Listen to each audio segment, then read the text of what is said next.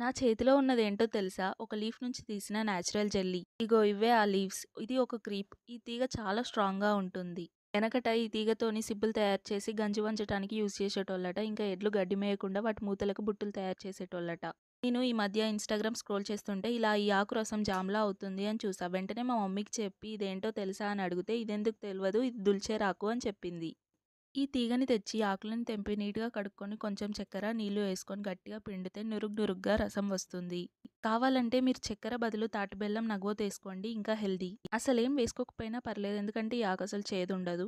ఈ తీగకు ఇంకా చాలా పేర్లు దూసర తీగ, సిబ్బి తీగ అంటారు.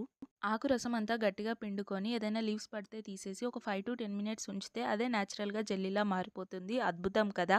నేను చెప్పినట్టు ఇలా జెల్లీ చేసుకొని రోజు పరిగడుపున తింటే పీసీఓడీ, ఇన్ఫర్టిలిటీ, మైగ్రేన్ సమస్యలకు చెక్ పెట్టేయొచ్చు. ఈ తీగ మన ఇంటి పక్కలనే ఈజీగా దొరుకుతుంది. వీడియో నచ్చితే like, share and subscribe to our